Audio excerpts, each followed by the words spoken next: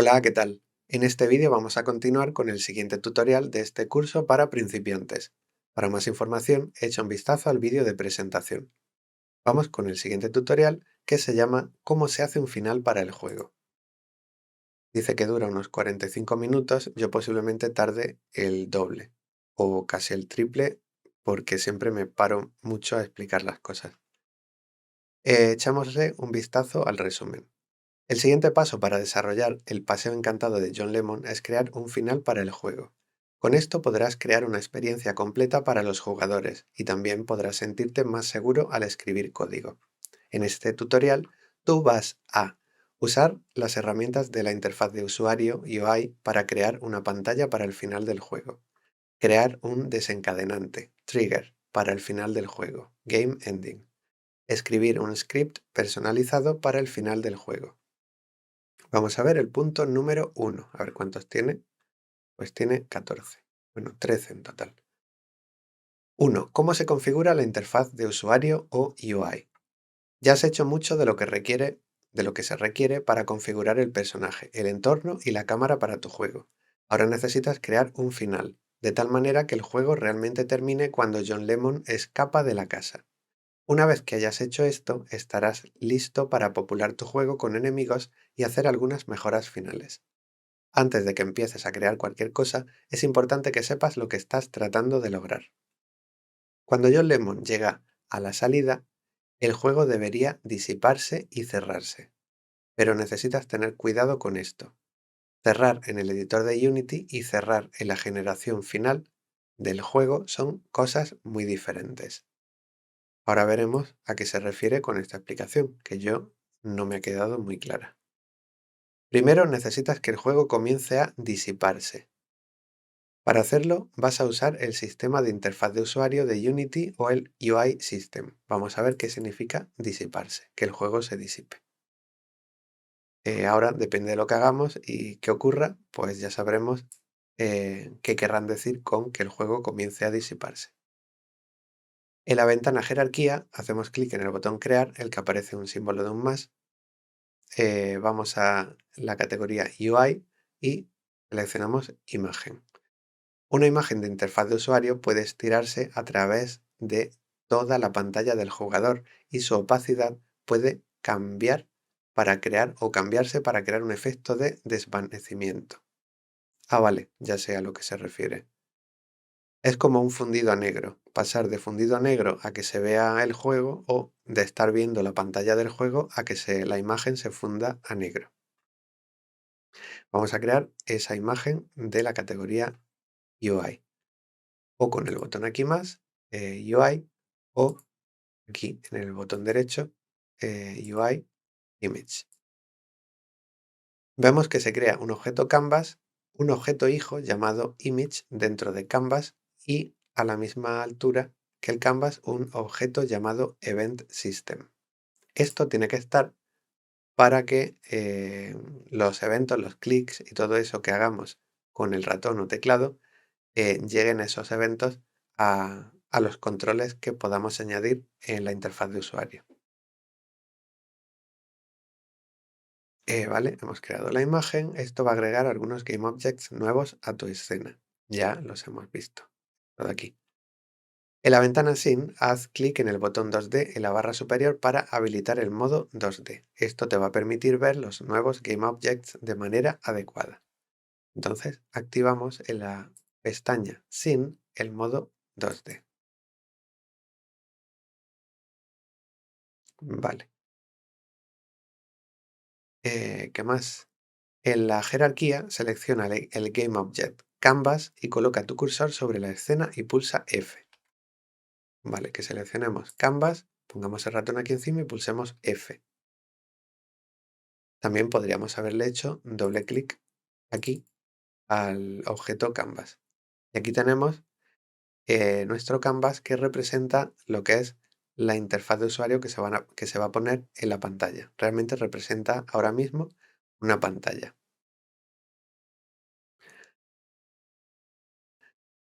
Haz zoom para poder, me hace gracia, para poder ver la imagen y el lienzo de manera más cercana. ya lo tengo hecho. Esto ahora lo voy a quitar. Así que voy a venir aquí, Overlay Menu y quito el AI Navigation.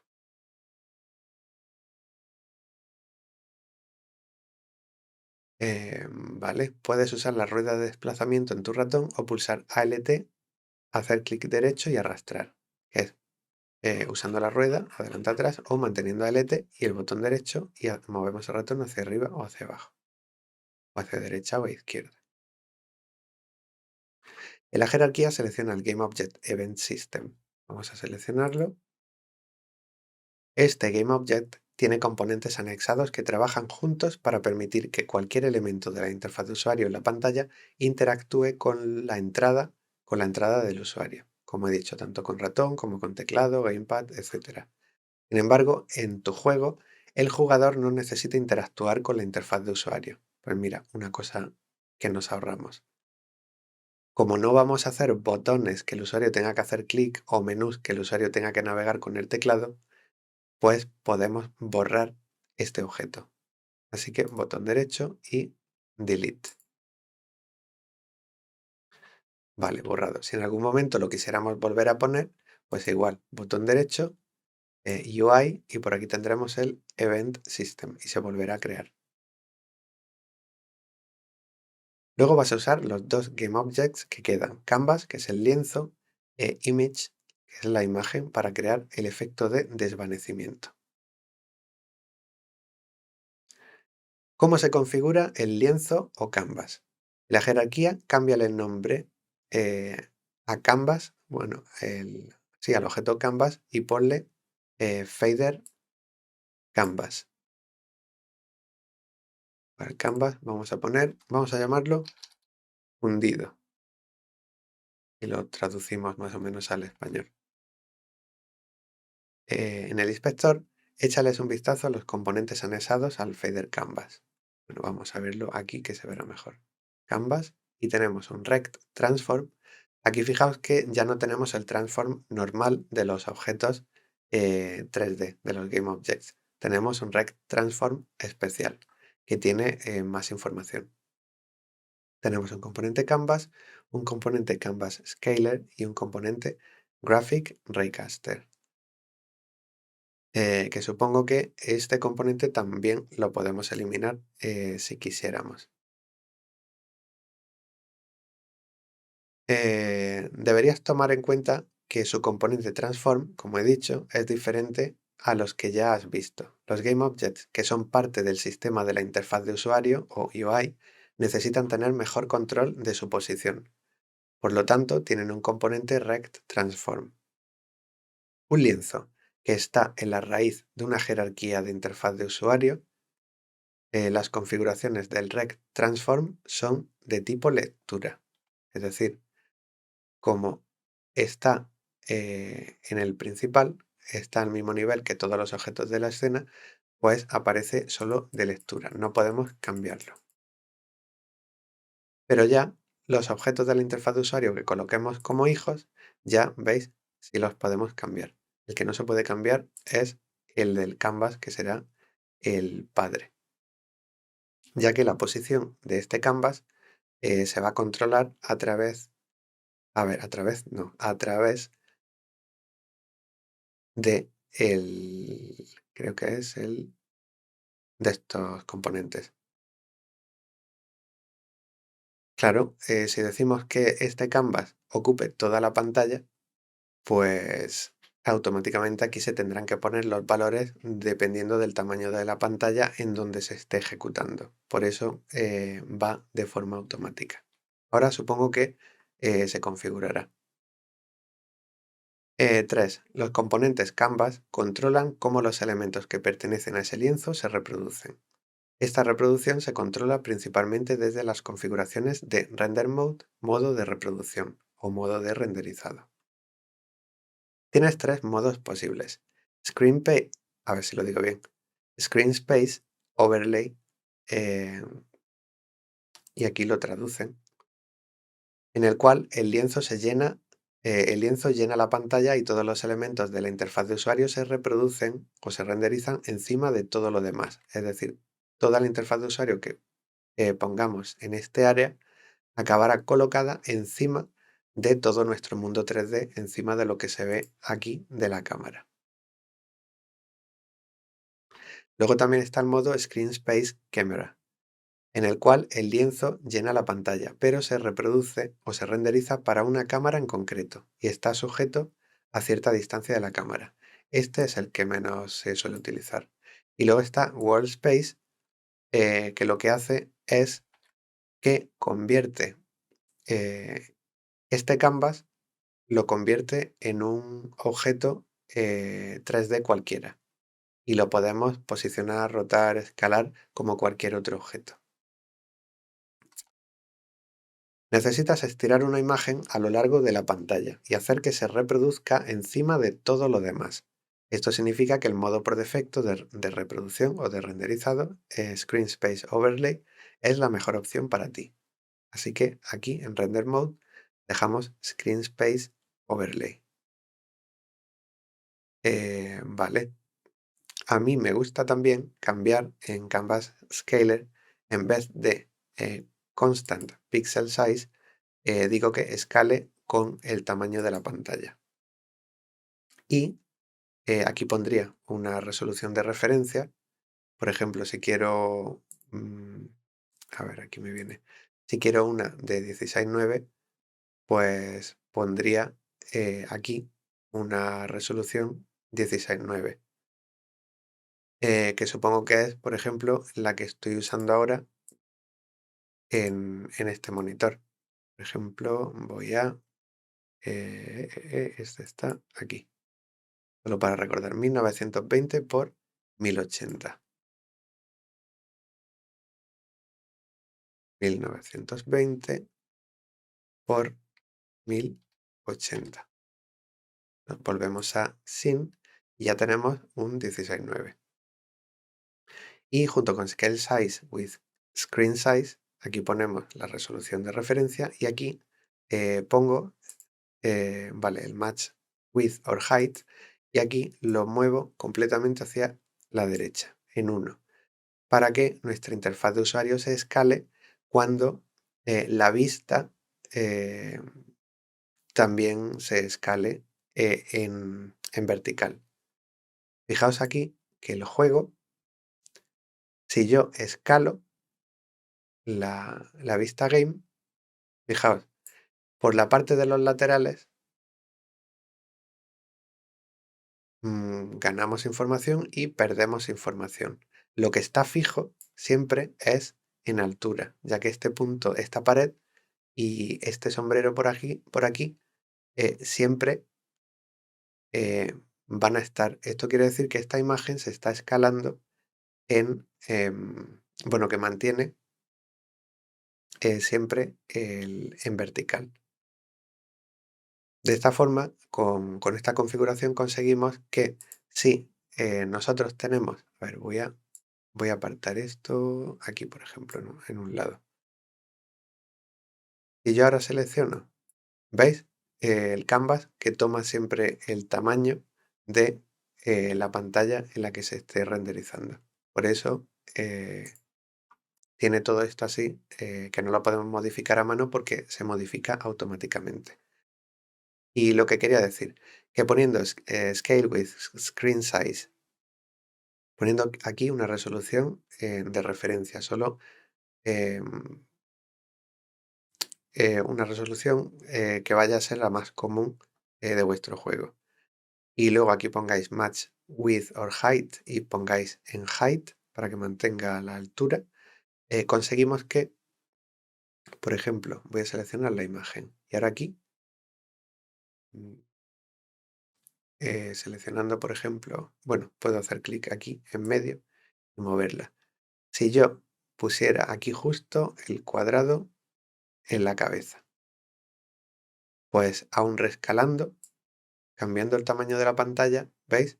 El cuadro, la interfaz de usuario se escala siempre manteniéndose proporcional en la vertical, que es como se rescala lo que es la imagen que se renderiza con la cámara.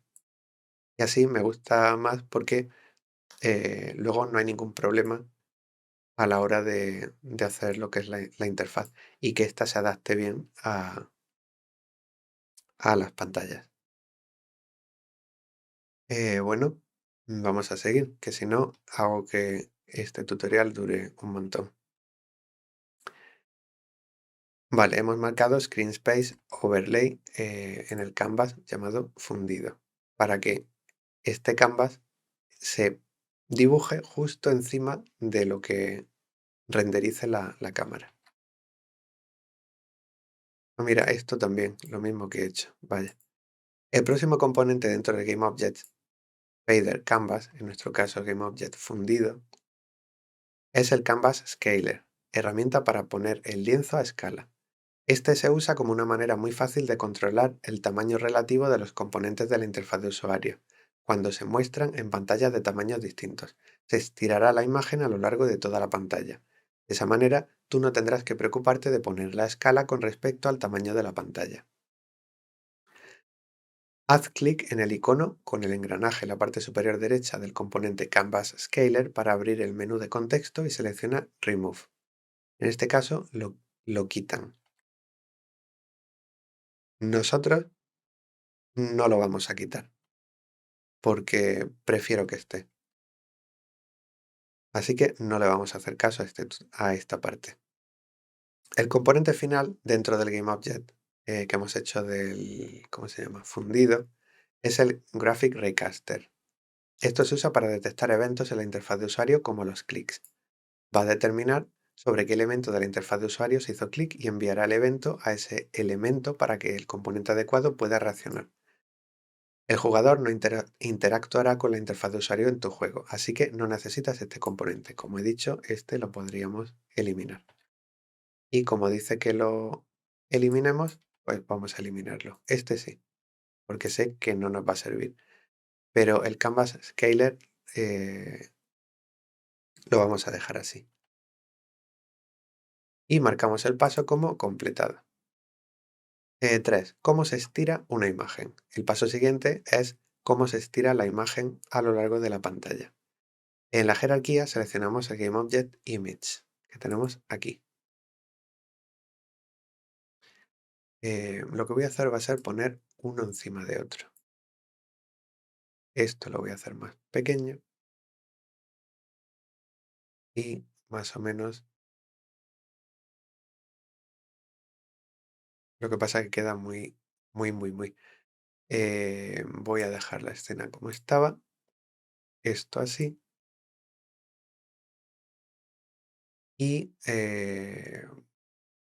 bueno, vamos a ir alternando. Vale. Hemos seleccionado la imagen y ahora selecciona la herramienta rectangular Rect Tool de la barra de herramientas o pulsa la tecla T, esta que se ve aquí del cuadrado, que ya está seleccionada. Espera un momento, algo está mal. ¿Por qué la imagen no está donde la herramienta rectangular dice que está? A nosotros nos pasa exactamente lo mismo. Es porque la ventana Scene está usando el postprocesamiento que configuraste en el tutorial anterior. Hace que eh, esto que ampliaba la parte central de la pantalla. Haz clic en el botón Effects en la ventana Scene para habilitar todos los efectos. Luego haz clic nuevamente para deshabilitarlos. A ver, el icono está al lado del de audio. Será este. Damos clic para deshabilitarlo y luego para activarlo. Pues lo volvemos a tener exactamente igual. Si quitamos solo el post-processing, ya lo tenemos. Luego siempre podemos volver a activarlo. Esto es solamente mientras estamos diseñando la escena, que si iniciamos, ahora nos saldrá esto justo en medio de la pantalla, pero bueno, seguimos teniendo los mismos efectos de procesado aplicados a nuestro juego. Que todo lo que hagamos aquí en la escena es para visualizar la escena, no se aplica a lo que es el juego. Ahora tu imagen debería mostrarse correctamente. Pues a nosotros no nos ha funcionado eso de deshabilitar y volver a activar. y que lo que vamos a hacer va a ser quitar el postprocesado. Marcar paso como completado. Número 4. Explora el componente de transformación rectangular o Rect Transform. Vamos a explorar detenidamente el componente Rect Transform. La posición de un GameObject en 3D se representa con un solo punto en el eje del GameObject. La posición de este eje en un componente transform es relativa al GameObject padre jerárquico. La herramienta de transformación rectangular trabaja de manera similar, pero desde que los elementos de la interfaz de usuario pueden representar un área, además de una posición, es decir, un alto y un ancho, tienen algunas diferencias. En vez de que la posición de la herramienta de transformación rectangular sea relativa a un punto eje de su padre jerárquico, es relativa a un área de su padre jerárquico. Esta área del padre se representa con las anclas de la herramienta de transformación regular, Rect Transform Anchors. Esto quiere decir que si aquí tengo un elemento de la interfaz de usuario que está como hijo del canvas, la posición y todo lo que tenga va a ser relativo a el área de el padre. Tal vez habrás visto un gizmo en la ventana sin, el mismo que se parece a una flor, este de aquí. Realmente son puntos múltiples que podemos moverlos. Cada uno de estos puntos es un ancla. El rectángulo creado por los 4 puntos de anclaje es una proporción del área total del padre jerárquico. Tu imagen es un hijo jerárquico del canvas, de nuestro objeto fundido. A ver, lo mismo que llena toda la pantalla. Esto significa que la posición de tu imagen es relativa a un área de la pantalla entera. Eso ya lo entendemos. La posición de los elementos de la interfaz de usuario se mide en píxeles, en puntitos. Esto es muy importante, especialmente porque no todas las pantallas tienen el mismo número de píxeles. Esto quiere decir que si esta imagen tiene, imaginaos 70 o 80 píxeles de ancho y de alto, pues un píxel es un puntito. Claro, un píxel es un punto aquí en la pantalla, pero fijaos que aquí, en nuestro juego, bueno, aquí lo estamos viendo de lado, una unidad representa un metro. Por eso, aquí se representa cada píxel como una unidad, como un metro. Entonces, por eso en la canvas se ve siempre mucho más grande que nuestro mundo 3D, porque es 100 veces más grande que luego lo que hay en el mundo 3D. Vale, la posición y todo eso se mide en píxeles. Esto es muy importante, especialmente porque no todas las pantallas tienen el mismo número de píxeles. Pues ya lo hemos leído. Esto es lo que hace el sistema de anclaje muy poderoso. Cuando las anclas están juntas y muestran un punto, la herramienta de transformación rectangular muestra una posición en píxeles en la que el elemento de la interfaz de usuario está alejado de ese punto. Esto quiere decir que si tengo aquí la imagen, esta imagen que está aquí, y las anclas están en el mismo punto, voy a tener que su posición me va a representar cuánto estoy movido en el eje X del ancla y en el eje Y del ancla. De hecho, fijaos que si muevo, me dice que estoy 283 movido en el eje X, y si muevo hacia la izquierda, pues igual, menos 291. Y en el eje Y estoy relativo al ancla, al punto del ancla, 258 píxeles. Es decir, que si los puntos del ancla están juntos, los 4, la posición de este objeto va a ser relativa a el ancla que tenga, que tenga definida. Vale, voy a dejar la posición 0, 0, 0. Y ya se pone justo donde el ancla. Sin embargo, si las anclas están separadas, La herramienta de transformación rectangular mostrará una posición lejos de los lados del área de anclaje. Vamos a ver qué significa eso. Si esto estuviera aquí y esto estuviera, a ver, si esto estuviera aquí, al mover, pues ya tenemos no solo un valor de desplazamiento en el X, sino que, como veis ahí, tenemos cuánto estamos desplazados eh, a la derecha del lado del ancla que está más hacia la izquierda y cuánto estamos desplazados más o desplazados hacia la izquierda de las anclas que están más a la derecha y lo mismo en la vertical. De hecho, por eso tenemos estos eh, cuatro campos.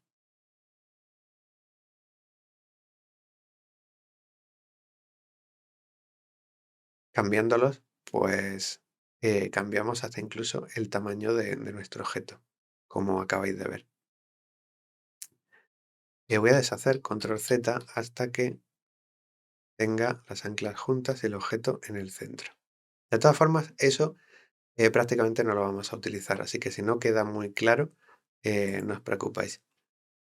Te preguntarás entonces, ¿qué tiene que ver esto con tu juego? Bien, necesitas que cubra la pantalla, que toda la pantalla se disipe. Eso significa que tu imagen debería cubrir toda la pantalla sin que importe su tamaño o forma. Para poder lograrlo, necesitas asegurarte de que el área de anclaje sea la pantalla entera y que no haya ninguna distancia de alejamiento desde ese área. Eso es lo que queremos hacer. ¿Cómo se configura el componente de transformación regular o Rect Transform? Vamos a ver. Para configurar el componente de transformación rectangular o Rect Transform, en la ventana jerarquía seleccionamos la imagen y en el inspector encontramos el componente Rect Transform, que es el de arriba del todo. Expande las configuraciones para Anchors. Seleccionamos la imagen y expandimos las anclas. Aquí vemos que están a 0,5, 0,5, 0,5, 0,5, tanto en XY, XY, la mínima y la máxima. Con esto controlamos dónde están las anclas. Si pone 0,5 significa que está a la mitad del padre. Si fuera, eh, por ejemplo, 0,1 y esta significa que está al 10% del ancho total del padre. Voy a dejarlo como estaba, 0,5. Y si ponemos 1, por ejemplo, 1 y 1, pues se pondría justamente en el borde aquí de la derecha. Configura el valor mínimo de X e Y a 0 y el máximo de X e Y a 1. Pues el mínimo X, a ver, ha dicho X e Y. 0, 0. Y el máximo de X e Y a 1. Fijaos que ya se han puesto cada una en una esquina. Recuerda que los puntos de anclaje o anchors son relativos a sus padres jerárquicos. 0 significa a la extrema izquierda de la pantalla. 1 significa la extrema derecha o la parte superior de la pantalla. Depende si estamos eh, en horizontal o en vertical. Ahora que has configurado los puntos de anclaje o anchors, deberías ver que la posición de tu imagen ha cambiado. La posición ahora está enlistada como left, izquierda, top arriba, post Z, right derecha y bottom abajo. 1, 2, 3, 4 y 5. Con excepción de post Z. Por ahora podemos ignorarlo ya que esto es hacia adentro o hacia afuera. Y nosotros no queremos eso, queremos una interfaz de usuario en 2D. Por ahora. Estas son las distancias entre el GameObject y el área de los puntos de anclaje en píxeles. Estas son las distancias, al marcarlo, nos dicen entre el objeto que tenemos seleccionado y el anclaje. Tanto por arriba como por abajo, como por la izquierda, como por... A ver, izquierda, derecha, arriba y abajo. Un valor negativo indica que el elemento está fuera del área de los puntos de anclaje. Un cero significa que no hay ninguna distancia de alejamiento del área de los puntos de anclaje. Es decir, si este de aquí de abajo, en vez de 490, ponemos 0, va a significar que este lado del objeto va a tener 0 de separación con este lado de anclaje de la imagen. Lo que quiere decir que la imagen se estirará. Ponemos 0, ¿veis? Se estira.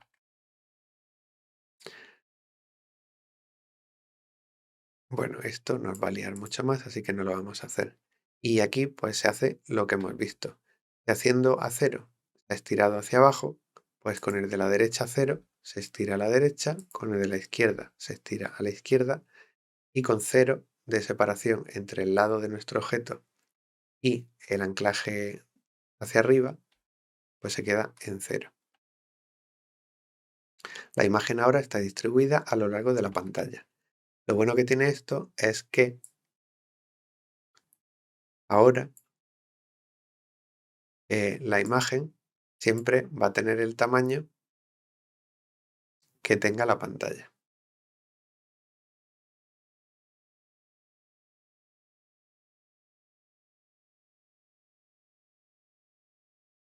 Vale, la imagen es de tamaño correcto, pero no es el color adecuado. Voy a hacer control Z solo para... vale, aquí teníamos la imagen original con el anclaje justo en medio. Para que no liáis, a ver si lo digo bien, para que no os liéis, cuando queréis que una imagen o un componente de interfaz de usuario ocupe todo el padre que tiene, utilizamos esto de aquí, que son los presets, la configuración original. Hago clic, mantengo Alt y ya pues lo estira.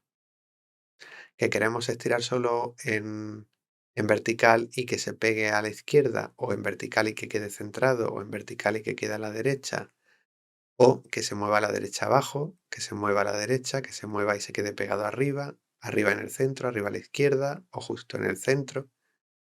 Pues todo esto lo podemos hacer, o ajustarlo a la izquierda, en el centro, a la derecha. Eso ir dándole e ir viendo qué va ocurriendo. Pero bueno, siempre está bien saber que estos valores, cuando las anclas están separadas, indican, a ver si lo puedo hacer, indican eh, la distancia entre el borde del objeto y la parte superior del área definida por la ancla o por las anclas. E igual para la izquierda, para abajo y para arriba. Y si las anclas están juntas, pues tenemos que tanto el left como top tenemos el offset, cuánto está desplazado en el eje X y en el eje Y con respecto a las 4 anclas que estuvieran juntas en un punto en concreto. Y bueno, control Z y ya tenemos lo mismo que teníamos antes, pero en rápido. Voy a deshacer eh, solo para que veáis que era así tan fácil. Seleccionamos la imagen, aquí mantenemos el ET y pulsamos este botón. Ya tenemos el componente de imagen ampliado y que se adapta igual al tamaño de la pantalla.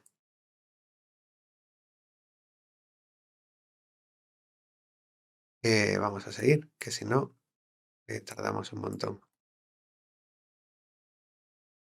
Vale, dice que la imagen es de tamaño correcto, pero no es el color adecuado. En el inspector ubicamos el componente imagen. Imagen y aquí tenemos el componente imagen. Aquí vemos color. La primera propiedad se llama Source Image, imagen original. Esto te permite mostrar una imagen concreta o específica. Si se deja en blanco, el resultado es un rectángulo de color de un solo color. Esto se puede configurar a través de la propiedad color. Abrimos ese color y ponemos los canales RGB a cero, dejando el alfa al máximo. Pues hacemos clic en el color y tenemos el rango de 0 a 255, así que tanto R, G, B a cero para tener el negro y luego el alfa al máximo, para que sea completamente opaco.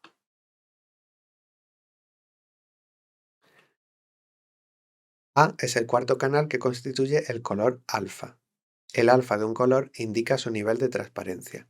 Mientras el color alfa sea más bajo, el GameObject será más transparente. Vamos a ver. Y aquí seleccionamos el alfa y lo vamos bajando. Vemos que se va haciendo más transparente, más opaco, más transparente, más opaco.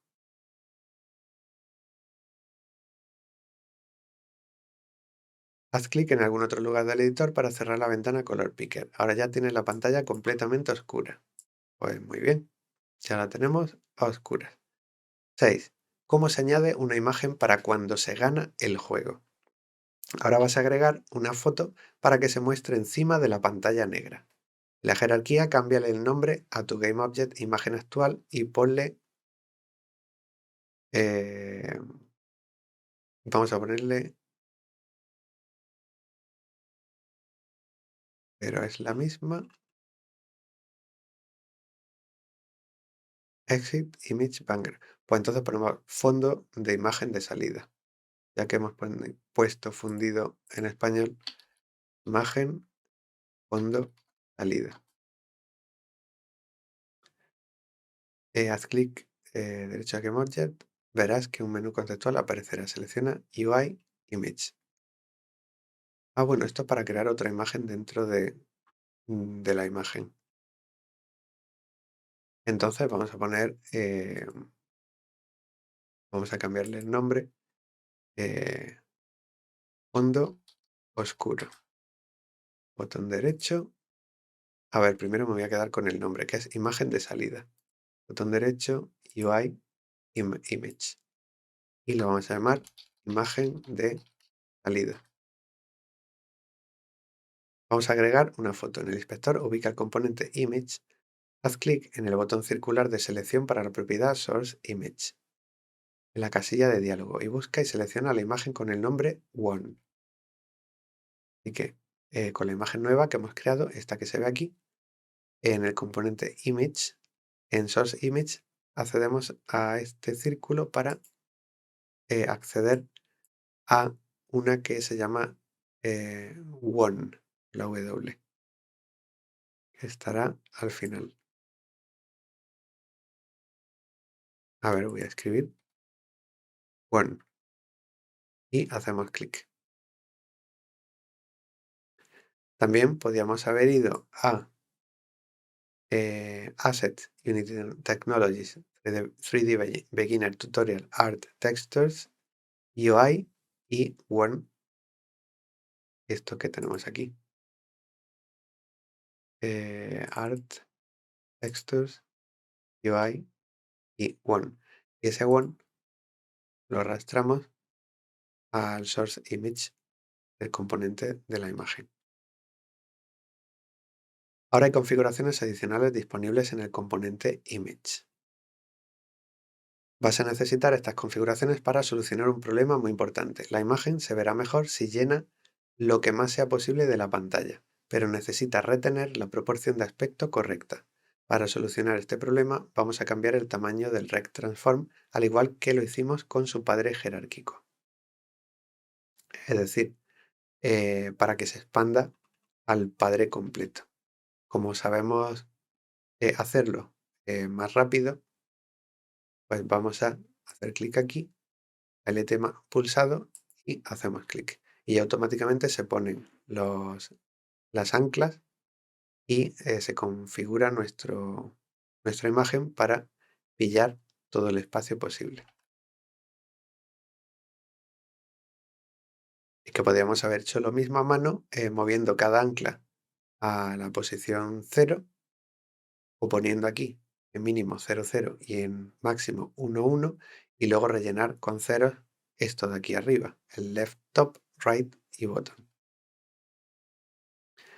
En el componente Image, ubica la propiedad Image Type, tipo de imagen. Habilita la casilla Preserve Aspect, mantener aspecto. Esto hace que la imagen sea tan grande como sea posible en el Rect Transform sin que se distorsione.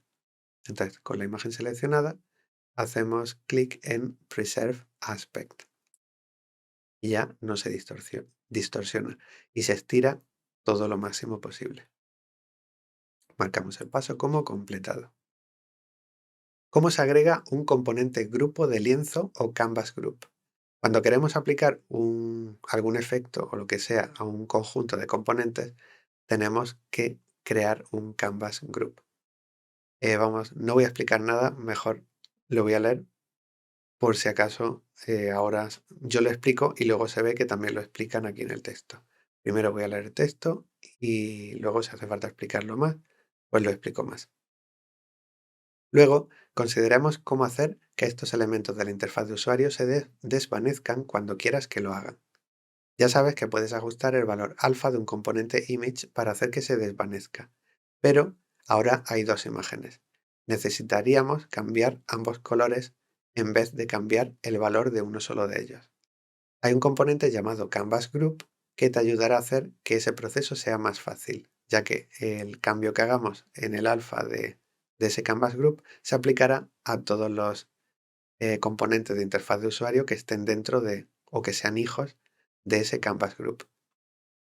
Un Canvas Group te va a ayudar a controlar algunos aspectos de los elementos visibles de la interfaz de usuario de un GameObject y todos sus hijos jerárquicos. Para agregar un Canvas Group, pues seleccionamos el objeto que esté más arriba de todos los que queramos eh, cambiar la transparencia, que queremos que sea, este es el que está más arriba, ya que es el primero que queremos bajarle la transparencia a todo el fondo negro y a la imagen también. Pues entonces cogemos el de arriba y añadimos un Canvas Group. Canvas Group. Entonces ya cambiando el alfa, se lo cambiamos al objeto, bueno, al componente image donde lo hemos puesto y también a todos los hijos que tenga dentro colgando. Y ya cambiando solo de aquí, se cambia todo.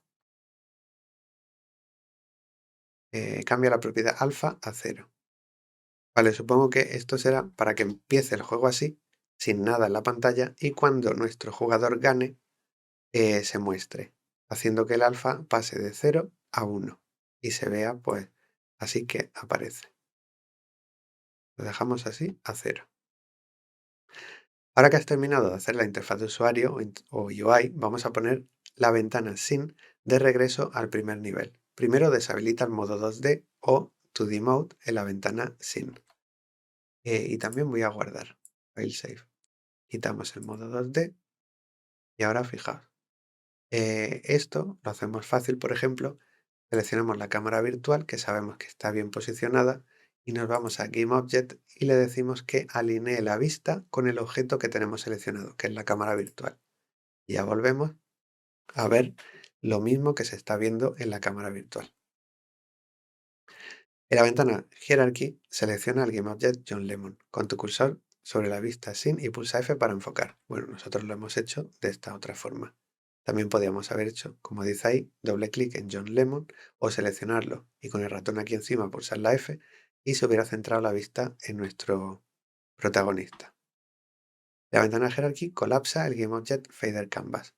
Guarda la escena, vale, lo cerramos y guardamos.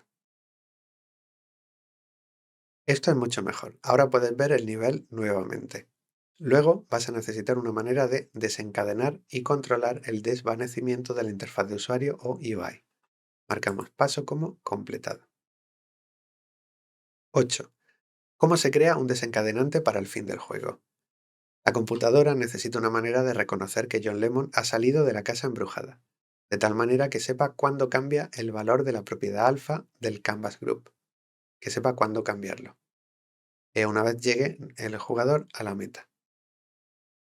Una técnica común para detectar cuando un objeto físico como el personaje John Lemon ha entrado en un área específica, es usar un desencadenante o trigger. Los desencadenantes o triggers son colisionadores, colliders, que no impiden el movimiento. Es decir, un objeto permiten que otros objetos con presencia física lo atraviesen.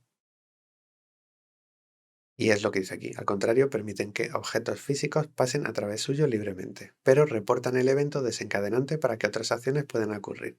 Es decir, cuando un objeto entra dentro de su área, eh, permite al programador saber que ha ocurrido ese evento para hacer algo.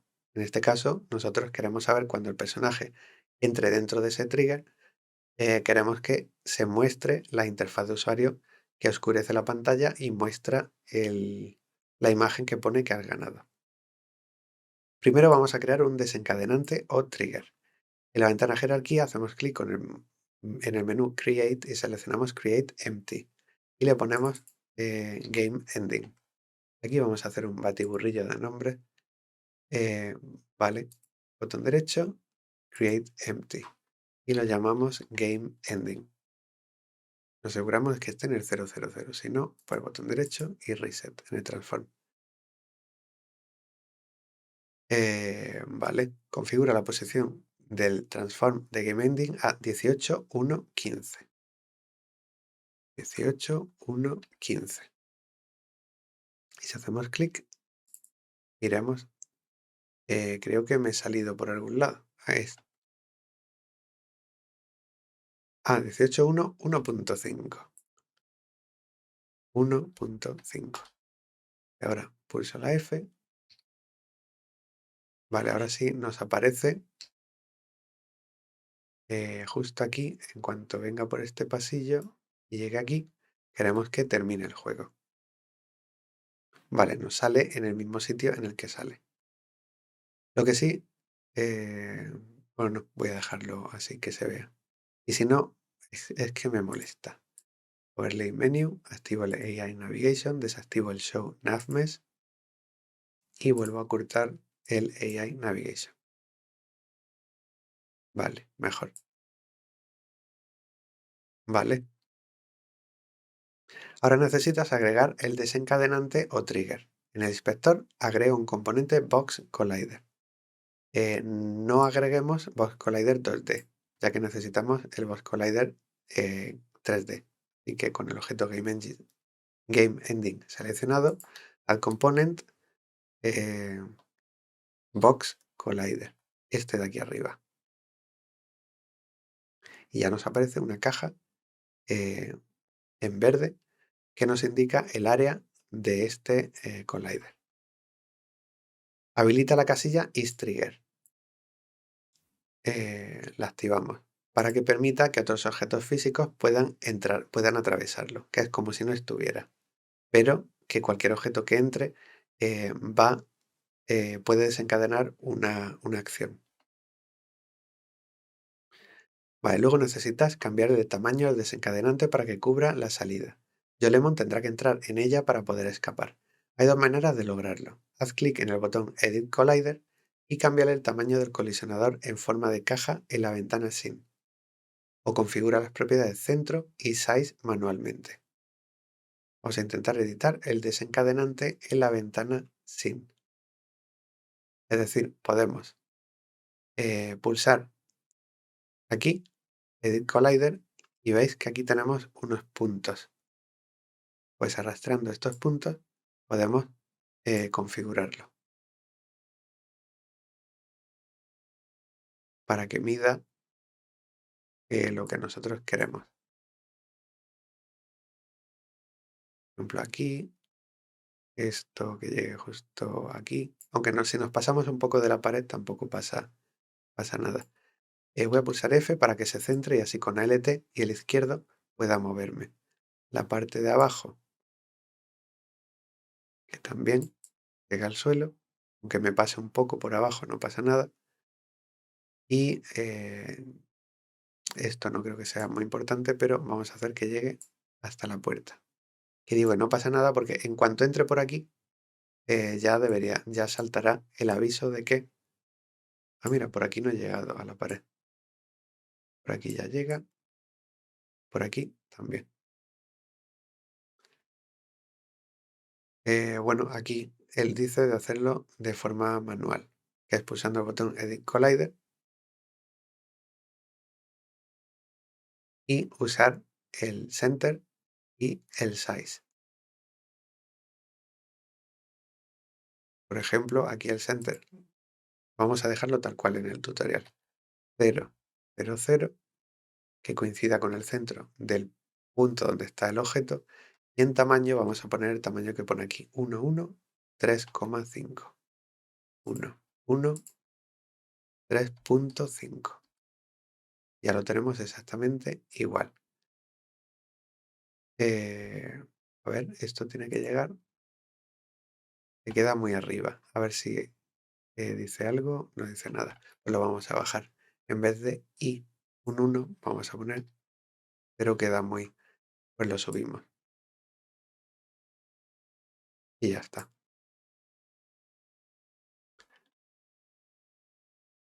Y ya tenemos el trigger eh, eh, posicionado. Ahora necesitamos escribir un script para utilizarlo. Así que marcamos el paso como completado y vamos al 9. ¿Cómo se crea un nuevo script? Esto ya deberíamos de recordarlo. En la ventana Project vamos a Asset Scripts y creamos un C# script. Nos vamos a, lo tenemos en Scripts y botón derecho, Create C# script. Y acordaos de que el nombre que se le ponga por primera vez es el que cuenta.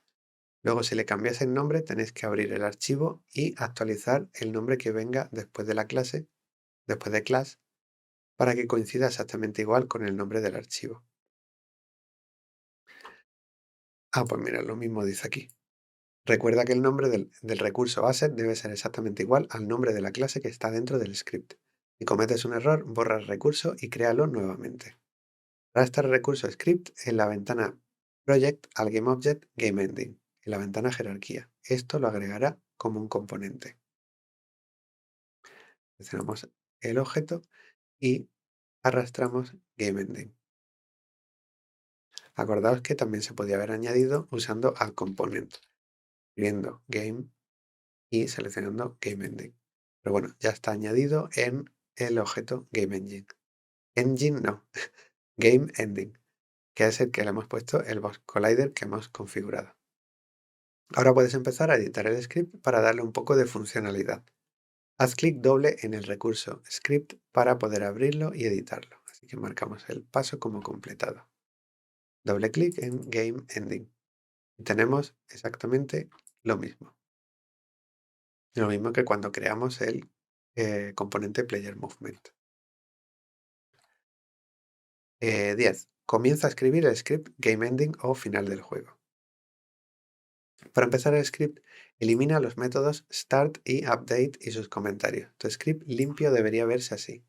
Es decir, las dos llaves que no tengan nada en medio.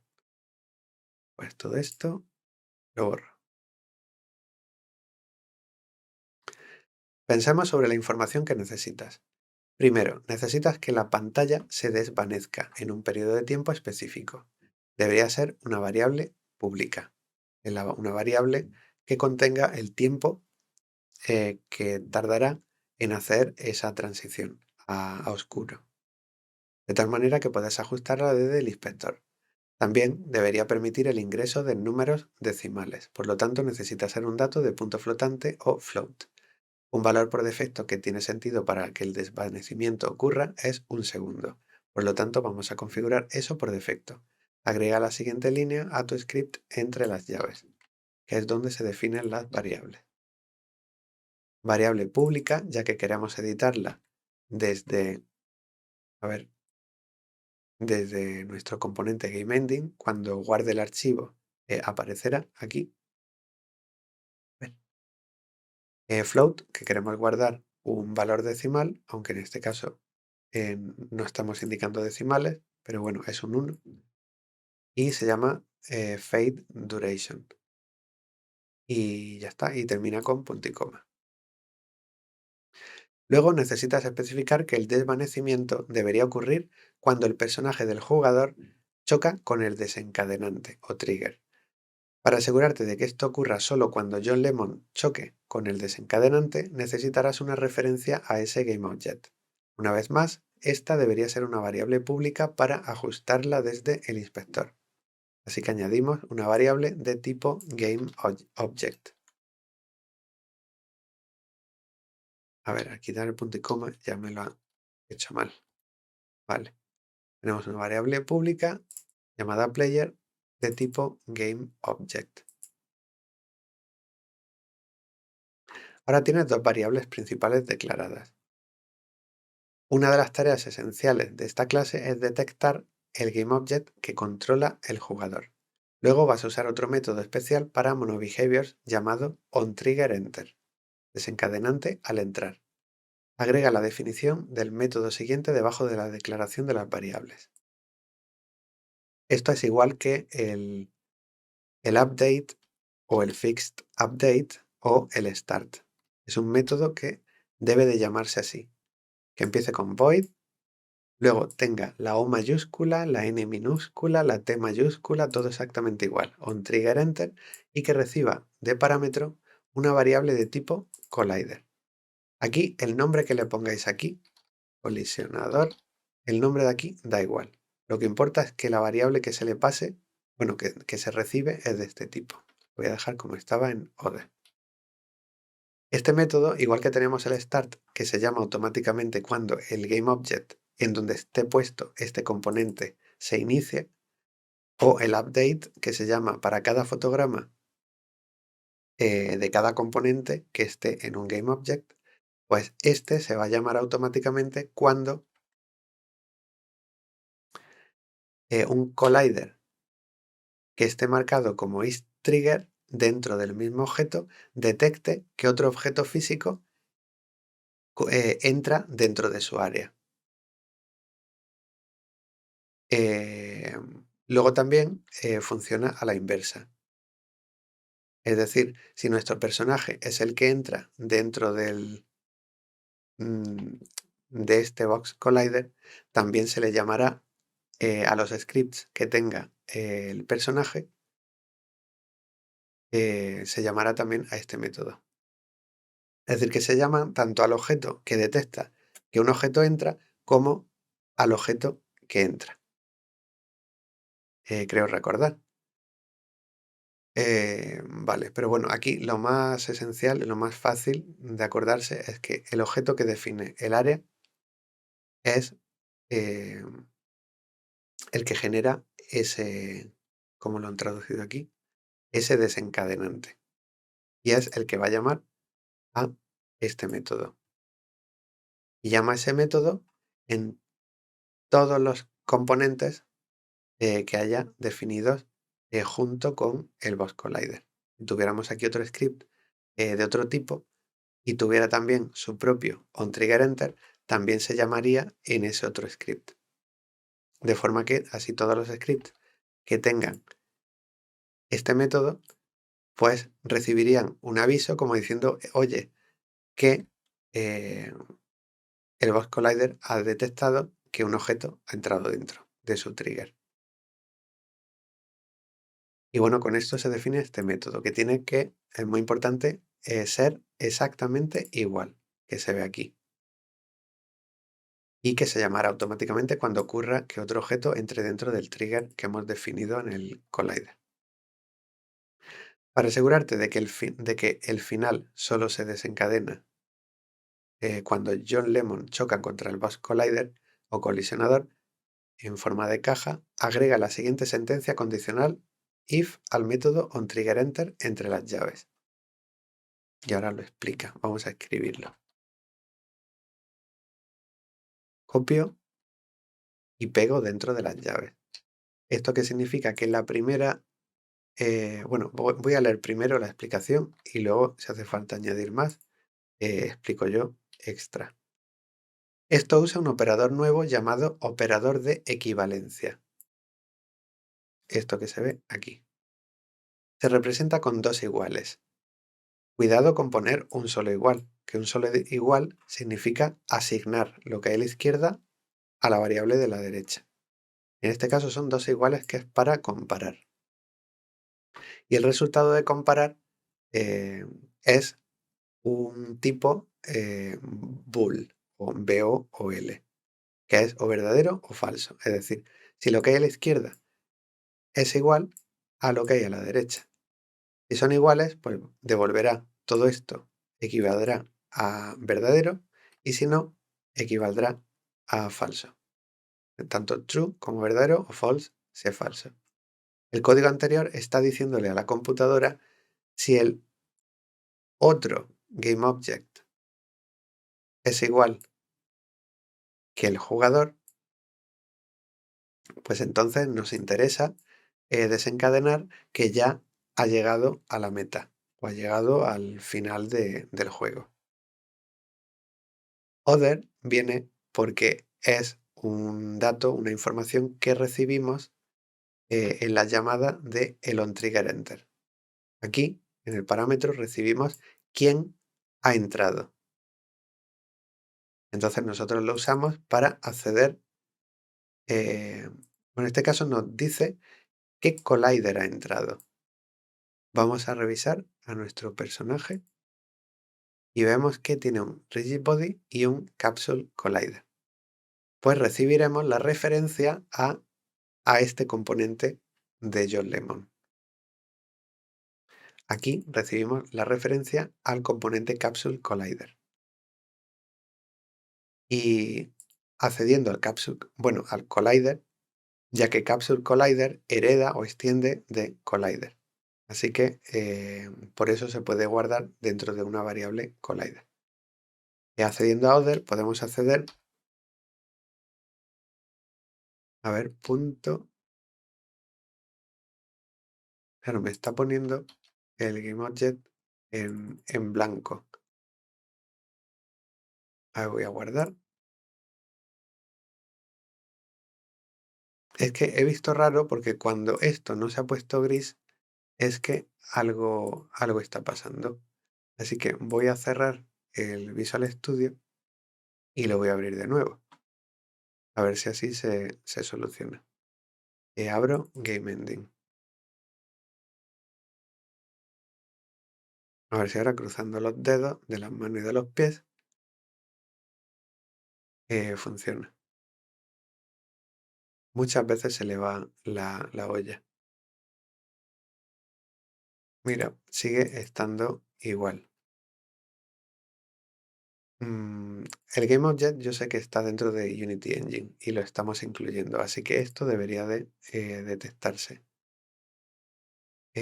Cuando ocurran estas cosas, cerramos Visual Studio. Guardamos la escena y el proyecto. Y nos vamos aquí a donde está, aquí en Edit, Preferencias, nos vamos a External Tools y mira, tenía abrir por extensión. Esto creo que lo dejé en Microsoft Visual Studio, pero bueno, lo dejamos así. Y pulsamos Regenerar los archivos del proyecto. En teoría, con darle una vez debería ser de sobra. Cerramos y ahora sí debería de funcionar bien. Vamos a ver, abriendo, preparando la solución y a ver, y ahora sí, ¿ves? Me toma como tipo GameObject y Collider. Lo que iba diciendo, que cuando recibimos el evento onTriggerEnter, nos viene una variable con la referencia del collider que ha entrado. En el caso de nuestro jugador, será un Capsule Collider. Entonces, a partir de la referencia al collider, podemos acceder al GameObject, a la referencia del objeto, del GameObject, en donde está colocado. Es decir, con la referencia al Capsule Collider, podemos acceder a la referencia de el objeto donde está colocado el componente Capsule Collider. Y una vez hemos accedido al objeto, a la referencia del objeto, pues lo comparamos con la variable que hemos hecho nosotros que Todavía no tiene la referencia a nuestro jugador, pero eso supongo que se va a hacer ahora. Y cuando ésta tenga la referencia al jugador, pues si coincide, es decir, si coincide el objeto en el que está colocado el collider que ha entrado dentro de nuestro trigger, coincide con la referencia del jugador, pues entonces haremos el fade para que se vea lo que es la pantalla negra diciendo has ganado.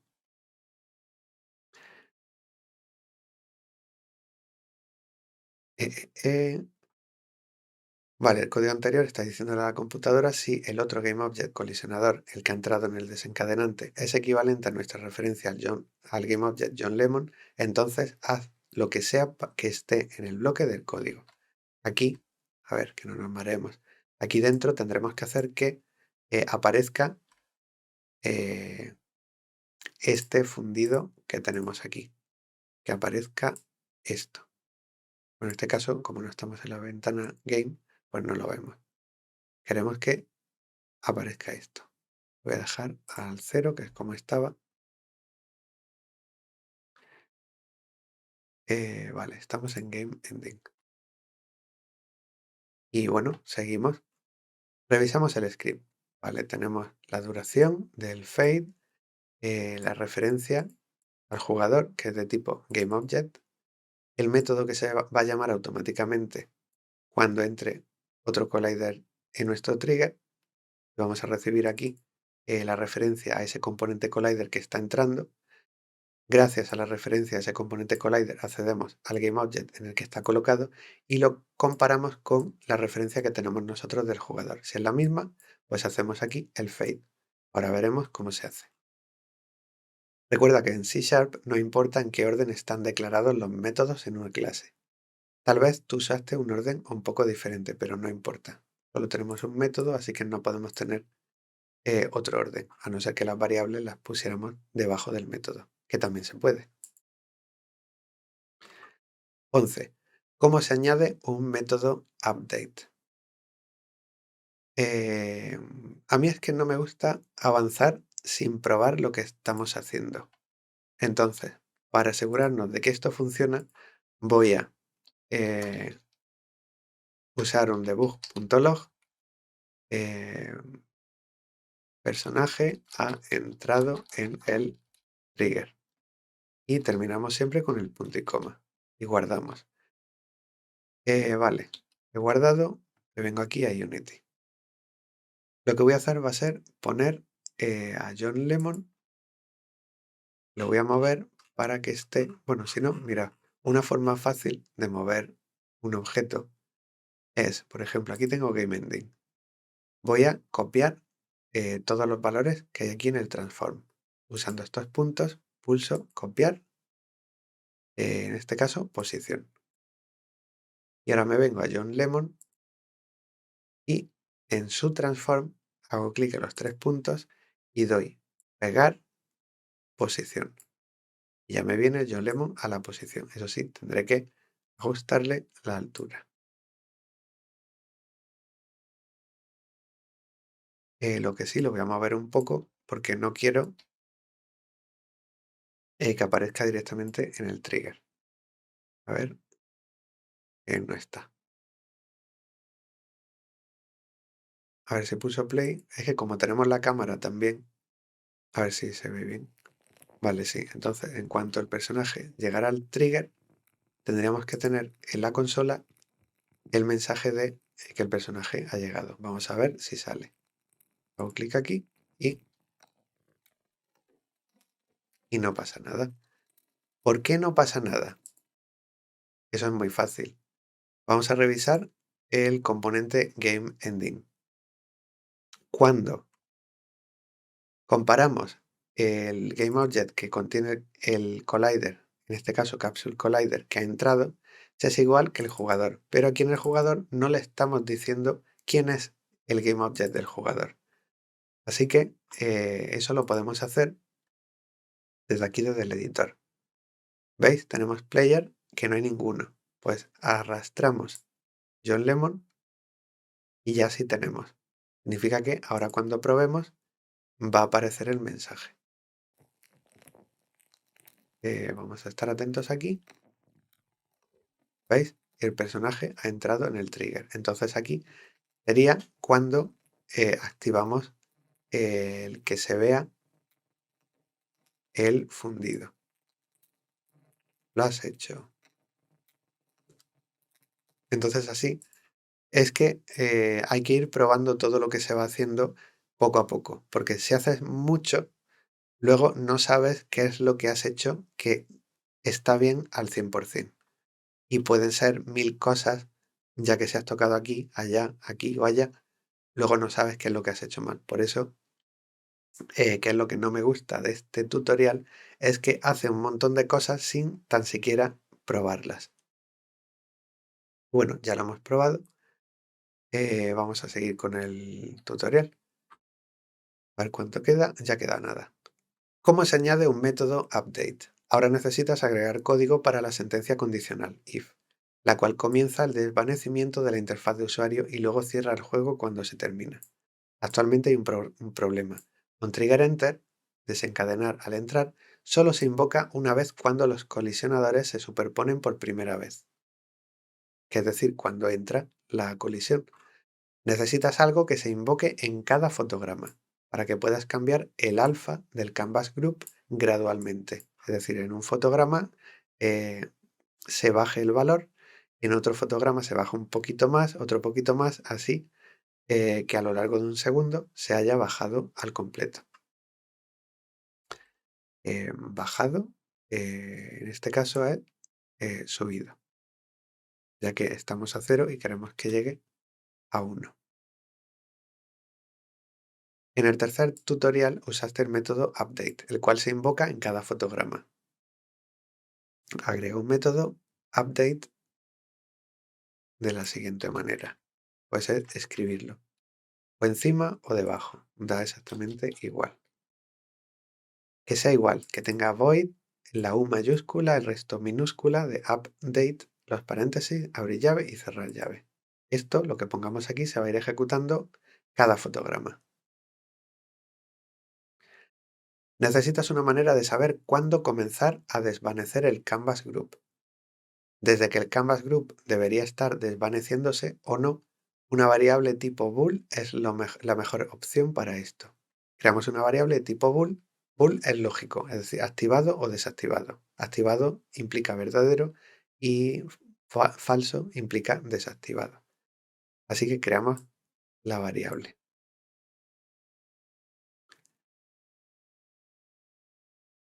Vale, pues la creamos justo aquí abajo. Y como no tiene public, porque no la vamos a establecer desde el editor, a ver que se vea desde aquí, pues no ponemos public y se queda así que no se ve desde el editor. Y luego, como la convención que tiene este tutorial es que todas las variables privadas, es decir, las que no tienen public, vayan con una m-bajo. Estoy por cambiarle el nombre, pero bueno, vamos a dejarlo así. Vamos a usar la variable de tipo bool. Primero necesitas configurarla. En el bloque de código de la sentencia condicional de if, en tu método en trigger enter, configúrala a verdadero.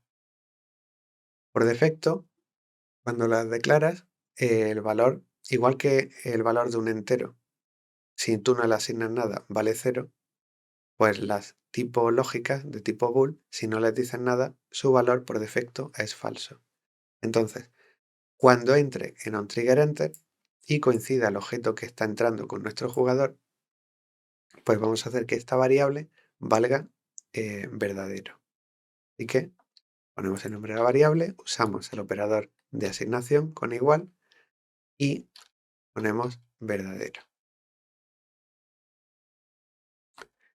Y de esta forma sabremos que cuando esta variable valga verdadero es porque el personaje ha llegado al final. Ahora que has configurado la variable tipo bool en onTriggerEnter, necesitas verificar si ha sido configurada en el método update.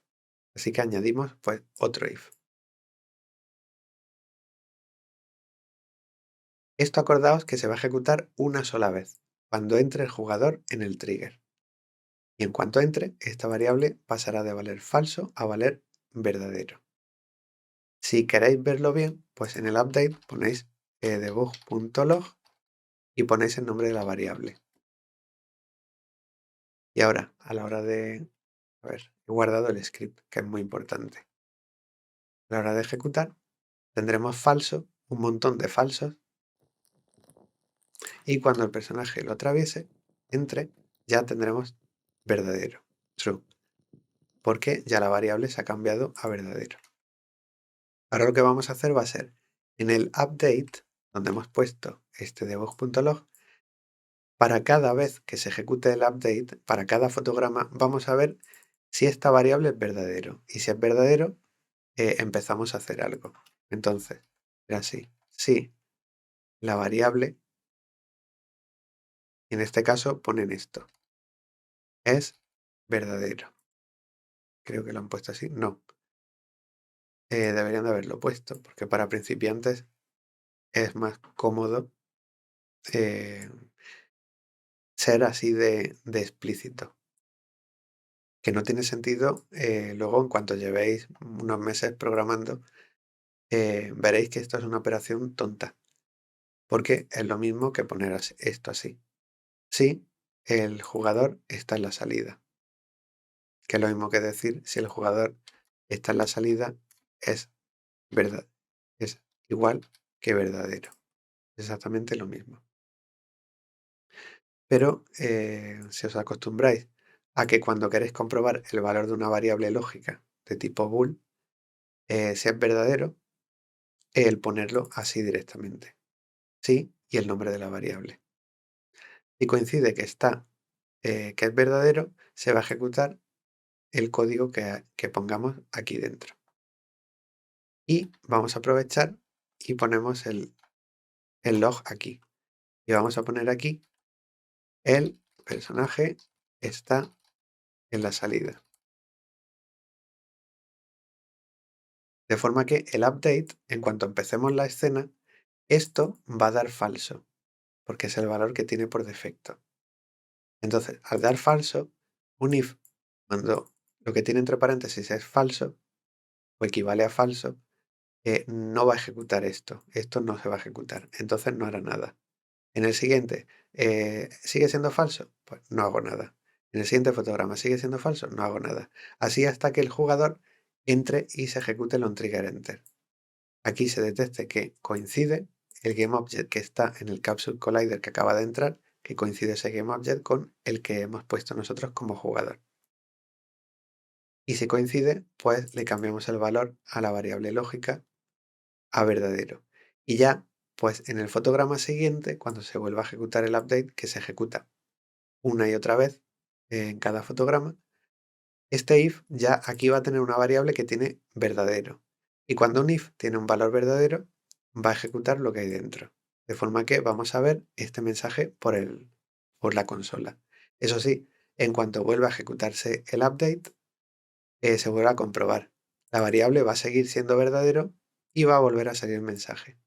Igual, va a volver a salir el mensaje un montón de veces. Eso quiere decir que cuando iniciamos la ejecución no vamos a ver ningún mensaje. Porque esta variable es falso y no se cumple la condición del if. En cuanto el muñeco entre dentro, ya la variable valdrá verdadero y este mensaje empezará a salir un montón de veces, porque cada vez que se ejecuta el update, la condición o esta variable vale verdadero y se vuelve a salir el mensaje. Vamos a ver, entramos dentro, ¿veis? Y ya tenemos un montón de mensajes, uno por fotograma. Entonces, ¿veis? Se está ejecutando una vez cada fotograma. Aquí podemos ir haciendo que vaya incrementándose el alfa de nuestro Canvas Group hasta que llegue a 1 y se vea completamente sólido. Lo tendremos que hacer eso aquí. Ahora el script se debería verse así, ¿vale? Vamos a analizar paso a paso lo que has puesto en el código hasta ahora. Has agregado dos métodos, onTriggerEnter y update. Cuando onTriggerEnter se invoca, la computadora verifica si el colisionador que entró al desencadenante, trigger, pertenece al personaje del jugador. Update se invoca en cada marco y verifica en cada fotograma. Y verifica si el personaje del jugador está a la salida, basándonos en la variable que hemos creado nosotros mismos. Si el personaje del jugador está en la salida, seguirá con el bloque de código de la sentencia condicional del if, con lo que hayamos puesto aquí en medio. Si no lo está, entonces no haría nada, como hemos visto cuando hemos puesto el mensaje de log, que al principio, como esta variable valía falsa o falso, este mensaje no salía. Marcamos el paso como completado. 12. Escribe el bloque de código para la sentencia if. Ahora, necesitas escribir ese bloque de código para la sentencia condicional if. Crea un nuevo método debajo del update llamado endLevel, fin de nivel. No necesita retornar nada, así que ponemos void. Y no necesita ningún parámetro, así que no ponemos nada entre paréntesis. Por lo tanto, debería verse así. Igual que están los métodos que ya vienen predefinidos, que se van a llamar automáticamente, nosotros también podemos crear nuestros propios métodos. De forma que a un conjunto de código que pongamos aquí dentro del método le demos un nombre y podamos hacer que se ejecute todo este código simplemente diciendo que se ejecute este método. Lo veréis ahora cuando se utilice. Añade una invocación al método endLevel dentro de la sentencia condicional if en el método update. Aquí, endLevel. Y siempre los paréntesis para que se ejecute la llamada del método y el punto y coma siempre del final. El método endLevel necesita desvanecer el canvas group. Bueno, antes de leer esto, quiero que veáis que si aquí pongo debug.log, hola, estamos haciendo lo mismo. El update, cuando la variable valga verdadero, se va a ejecutar en level. ¿Y en level qué es lo que hace? Pues hace que saque por log, por la consola, el texto hola. Y pulso control S y nos venimos a Unity y probamos, vamos a tener exactamente el mismo funcionamiento. Nada al inicio y en cuanto el personaje entre y se active la variable, vamos a tener que ese debug log se ejecuta en cada fotograma. Los métodos es eso, agrupar un montón de funcionalidad en un nombre, de forma que cuando utilicemos ese nombre junto con los paréntesis para invocarlo, pues se va a ejecutar pues todo el código que tenga este otro método. Es una forma de separar la funcionalidad o trozos de código por funcionalidad y poder reutilizarlo, porque si luego todo este código lo quiero utilizar aquí, imaginaos que lo quisiera utilizar aquí arriba, pues simplemente tendría que hacer una llamada al método. No debería de estar copiando todo el código aquí o todo el código que hubiera aquí dentro en todos lados. Es eso. Un método es un conjunto de código con nombre, que cuando yo llamo al nombre del método con los paréntesis para que se invoque, se va a ejecutar pues todo el código que tenga ese método definido. Creo que más o menos se me entiende. Y ahora sí, el método endLevel necesita desvanecer el canvas group y luego cerrar el juego. Anteriormente, cuando has encontrado referencias a componentes, usaste el método getComponent para acceder, eh, por ejemplo, a el animator o el rigid body. Pero este solo funciona para componentes en el mismo GameObject. Recordaos que el Player Movement accedía a componentes que están en el mismo objeto, es decir, al rigid body y al animator, que comparten objeto. Este accede al rigid body y al animator usando getComponent. Vale. Esta vez vas a crear una variable pública para el componente Canvas Group, la misma que puede asignarse en el inspector. Lo mismo que hemos hecho con el jugador, con el GameObject del jugador. Para esta declaración de una variable pública, Debajo de la declaración de la variable jugador ponemos esto. Vaya pedazo de nombre largo. Debajo de la del jugador ponemos esta. Aquí fijaos que en vez de poner GameObject, estamos poniendo Canvas Group. Usamos el nombre, el nombre concreto del componente que vamos a utilizar de ese objeto. Es decir, a ver, está aquí. De fondo oscuro, nos interesa acceder a su Canvas Group para cambiarle el alfa. Entonces, por eso estamos definiendo Canvas Group en vez de GameObject. Y luego aquí el nombre, han querido poner este nombre por poner un nombre muy largo, pero se puede poner cualquier otro nombre. Y como es público, significa que puedo asignarle cualquier objeto que tenga este componente.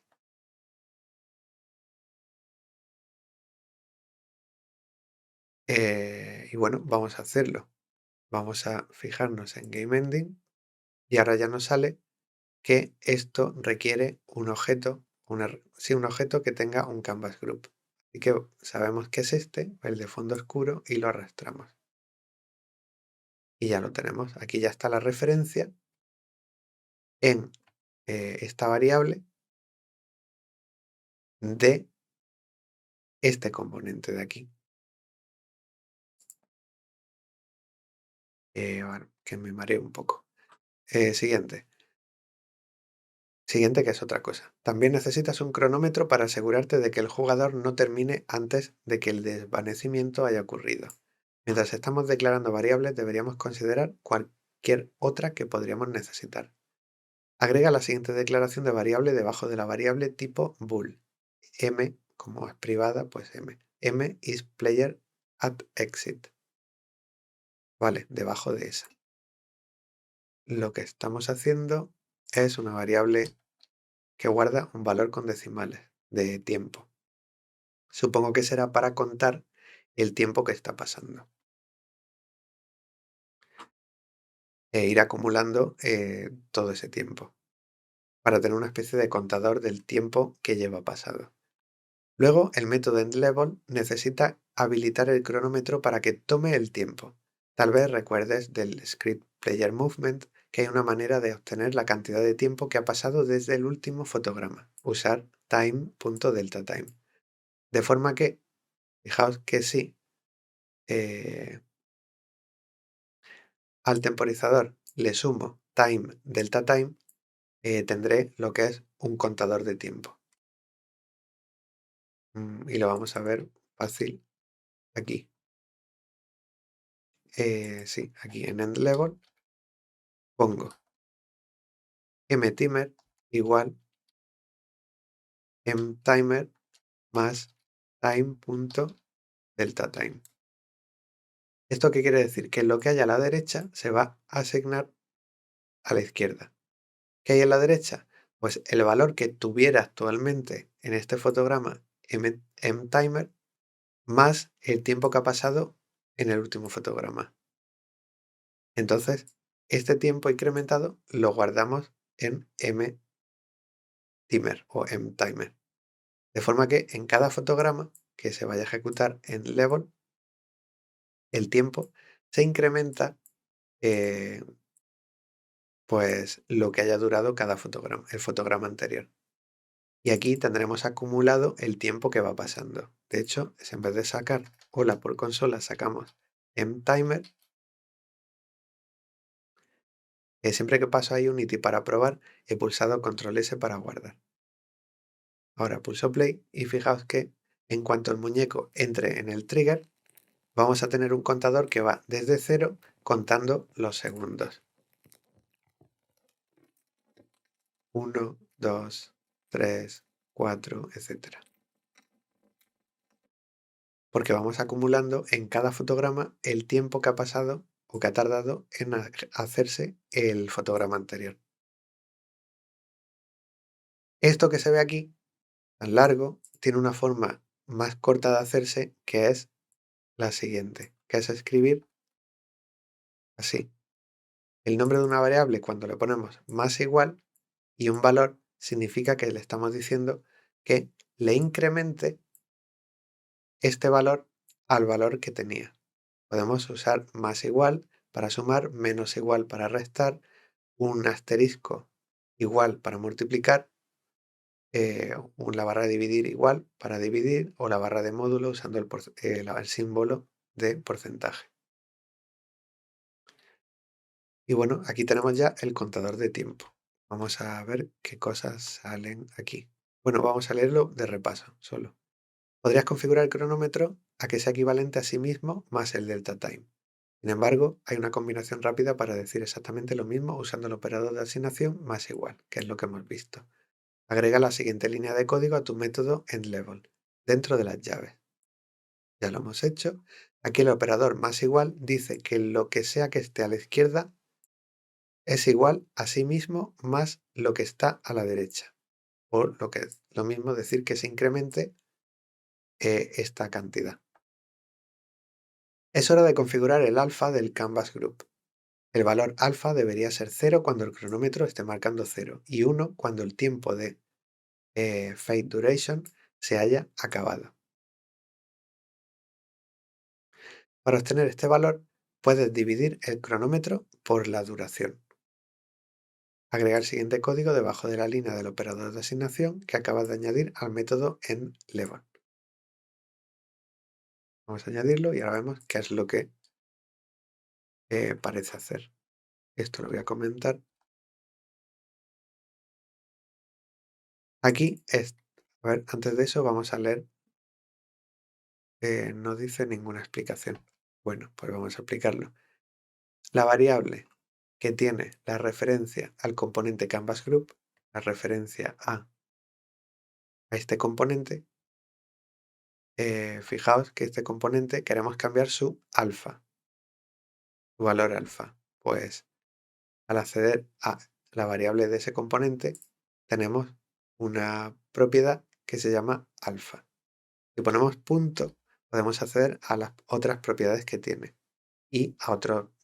Estos son funciones o métodos que tiene el componente.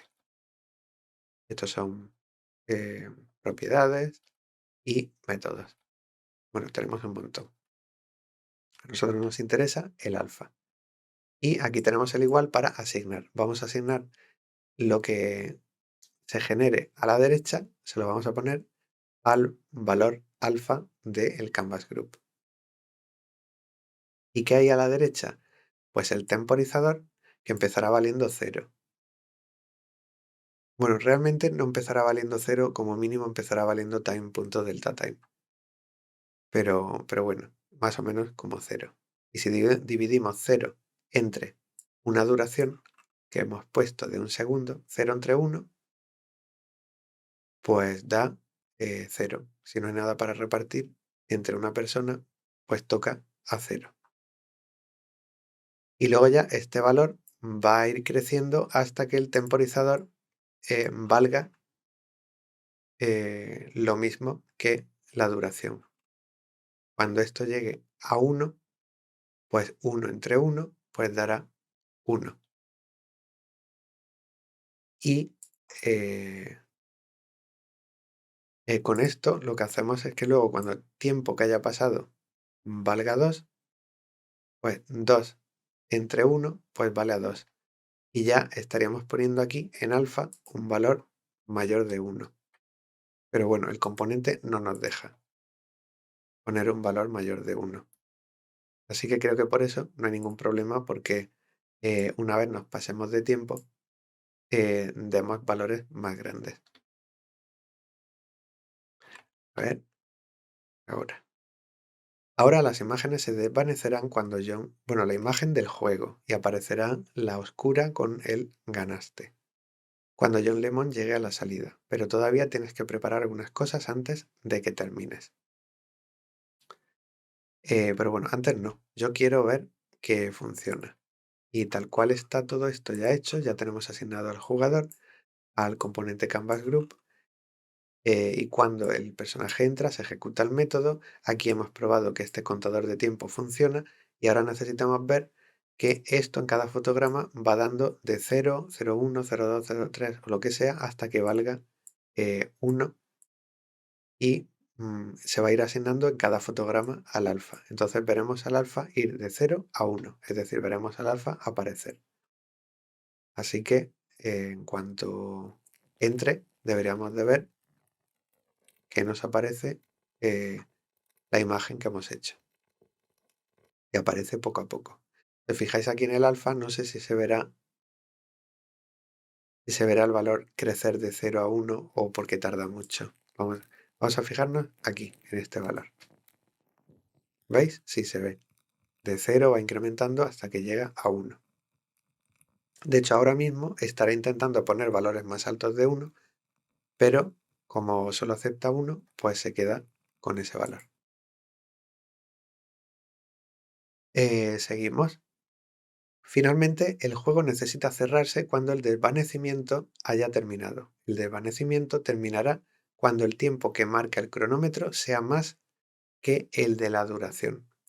Agrega un nuevo operador debajo de la línea que acabas de añadir.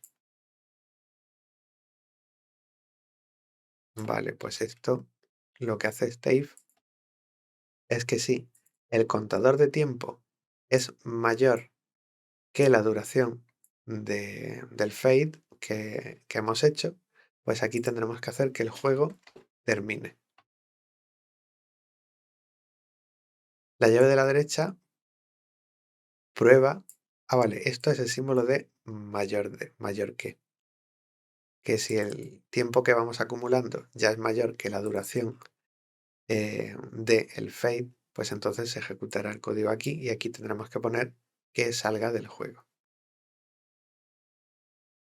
El bloque de código de la sentencia condicional if solo se ejecutará si el valor de alfa está configurado a 1. Por lo tanto, todo lo que necesitas hacer es agregar la siguiente línea de código para que el juego cierre. Application.quit. Cuando pase este tiempo que hemos puesto aquí, cuando pase un segundo, pues el juego se cerrará. Ahora hay un problema y ya verás, lo dice aquí. Hay algo muy importante aquí. Este método definitivamente va a cerrar el juego, pero solo funciona para aplicaciones que estén totalmente terminadas. Es decir, una vez hayamos generado nuestro juego y hayamos generado el ejecutable del mismo. Y ya lo ejecutamos como un juego aparte. Si lo ejecutamos desde el editor, esta línea no va a hacer nada. Hará la generación final de tu juego en el último tutorial de esta serie. Cuando lo hayas hecho, la línea de código funcionará adecuadamente. Hasta entonces, tendrás que salir del modo Play como lo has hecho anteriormente. Eh, a ver qué cosas tenemos aquí en Application. Tenemos un montón de funcionalidad.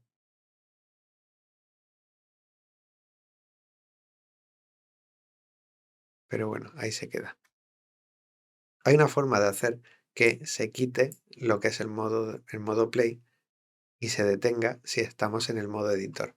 Pero eso ya haría que fuera más complicado. Así que no lo vamos a complicar más y vamos a dejarlo así. Lo que tenéis que saber es que esta línea solo funciona cuando ya tenemos el juego generado, que dentro del editor no va a funcionar. Podríamos poner un debug.log juego terminado. Creo que en vez de log podemos poner log error. Bueno, pero error va a parecer más un error. Vamos a dejarlo en debug.log. Es que si ponemos log error sale con el icono de error, el mensaje en la consola. Vamos a dejarlo así. Y de esta forma tenemos un aviso a ver si lo digo bien, un aviso visual aquí y sabemos que se ha ejecutado esa application quit, aunque no se haya visto nada en el editor. A ver, en cuanto entre, veremos que aparece, se oscurece todo, aparece la pantalla final y en cuanto esté completamente opaca, aparecerá el mensaje que hemos hecho. Y juego terminado. En este caso, saldrá solo una vez, ya que esto hará que la aplicación se cierre. Entonces ya no volverá. eh, Esto que hay aquí ni saldrá, porque esto terminará la aplicación. Pero bueno, ahora para saber nosotros que el juego termina, y si no, como ahora hemos comprobado que funciona, pues lo podemos quitar perfectamente. ¿Qué más? En el estado actual, tu script hará que el juego se cierre tan pronto como las imágenes hayan terminado de desvanecerse. Sería mucho mejor que si las imágenes se desvanecen, el jugador las viera por un momento y luego el juego se cierre. Todo lo que necesitas para lograrlo es añadir un poco de tiempo en la última sentencia condicional. Al hacer que esto sea una variable, te permite cambiar la duración con la que las imágenes se muestran en el futuro, si así lo prefieres. Debajo de la declaración de la variable fade duration, duración del desvanecimiento, agrega otra declaración de duración de variable, que es cuánto tiempo queremos que se muestre el mensaje. En este caso se llama display image duration, que pone que se vea por un segundo. Guardo y ahora todo lo que necesitas hacer es agregar esta duración al fade duration. Es decir, aquí, antes de salir, pues en vez de comprobar si el tiempo que ha pasado es mayor que la duración del fade, pues ahora quiero que el tiempo que pase sea mayor que de lo que dura el fade, más luego lo que dura el tiempo que queremos que se vea la imagen. Entonces por eso tenemos que sumar las dos variables. El tiempo que dura el fade, un segundo, más el tiempo que va a estar mostrándose la imagen, 2 segundos. De forma que cuando el tiempo acumulado desde que el personaje entró en el trigger sea mayor de 2, pues ya terminará la aplicación. Entonces ya podemos configurar con una variable la duración del fade y con otra variable cuánto tiempo queremos que se quede eh, la pantalla final. Y eso lo vamos a hacer. Otra vez tengo que poner el debug log. A ver, que no lo pongo bien. Fin. Y ahora voy a hacer, en vez de un 1, voy a hacerlo. Bueno, sí voy a dejar un 1. Control S, me vengo aquí.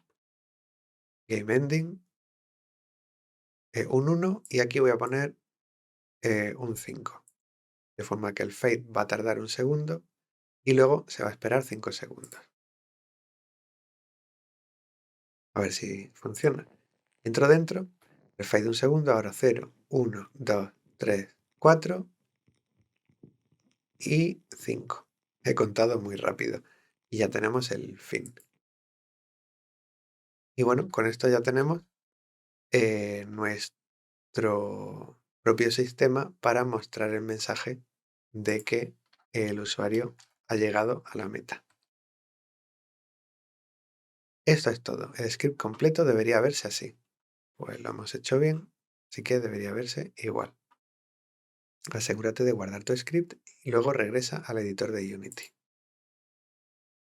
Paso como completado. 13. ¿Cómo se configuran las variables para tu script Game Ending? Esto ya lo hemos ido haciendo poco a poco, pero bueno, vamos a repasarlo por si nos hemos dejado algo. En tu script has creado un número de variables que necesitan ser configuradas en el editor. Esto hace que la personalización del juego sea más fácil. También te permiten probar los cambios fácilmente. Para configurar las variables, en la jerarquía seleccionas el objeto GameEnding. A ver, tenemos aquí y vamos a configurar todo esto que ya lo tenemos configurado. Arrastra el GameObject JohnLemon desde la ventana jerarquía al script GameEnding en el inspector. Eso asignará la variable Player. La jerarquía expande el fader canvas, en nuestro caso el fundido. Arrastra el GameObject Exit Image Background, en nuestro caso fondo oscuro, que es el que contiene el componente Canvas Group. Tal.